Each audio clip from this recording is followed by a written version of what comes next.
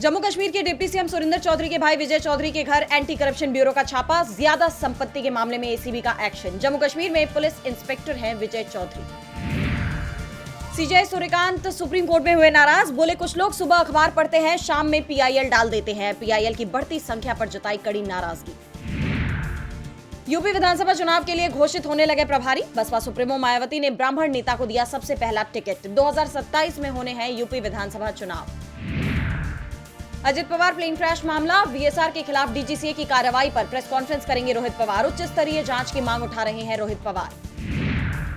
केरल हुआ केरलम तो भड़के शशि थरूर, बोले लोगों को अब क्या कहेंगे, केरल मियन या कुछ और।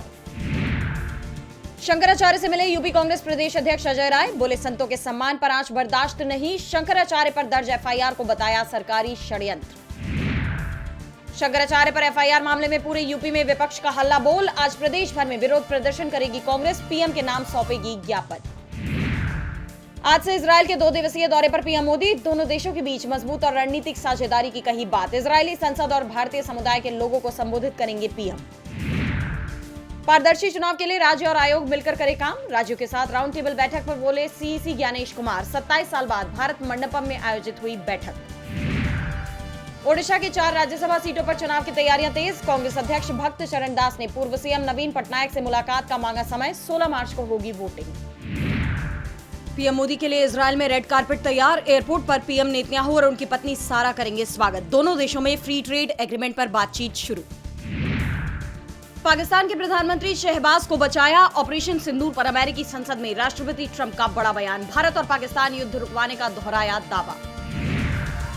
रूस यूक्रेन युद्ध के 4 साल पूरे होने पर संयुक्त राष्ट्र में प्रस्ताव पेश, 107 सदस्यों ने इसके समर्थन में दिया वोट। भारत, चीन और अमेरिका ने वोटिंग से बनाई दूरी।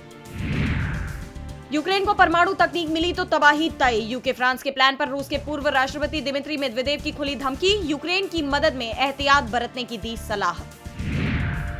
अफगानिस्तान पाकिस्तान बॉर्डर पर फायरिंग रुकी, तालिबान का दावा, पाक सेना पीटी, हमें कोई नुकसान नहीं। पाकिस्तान की एयर स्ट्राइक के बाद से जारी है तनाव।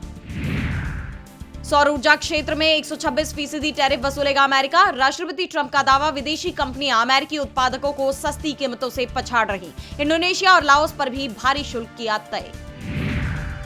संपत्ति मौद्रीकरण से 10 साल में 40 लाख करोड़ बढ़ेगी जीडीपी, निजी क्षेत्र की बढ़ेगी भागीदारी, नीति आयोग की रिपोर्ट में दावा। सराफा बाजार में तेजी, चांदी की कीमत 6600 रुपए बढ़कर 2,67,000 रुपए प्रति किलो पर पहुंची, वहीं सोना 1,61,000 रुपए प्रति 10 ग्राम पर पहुंचा। स्थिति स्पष्ट होते ही अमेरिका के साथ व्यापार वार्ता शुरू करेगा भारत, केंद्रीय मंत्री पीयूष गोयल का बयान। टैरिफ पर अमेरिकी सुप्रीम कोर्ट की रोक के बाद बातचीत पर बना सस्पेंस।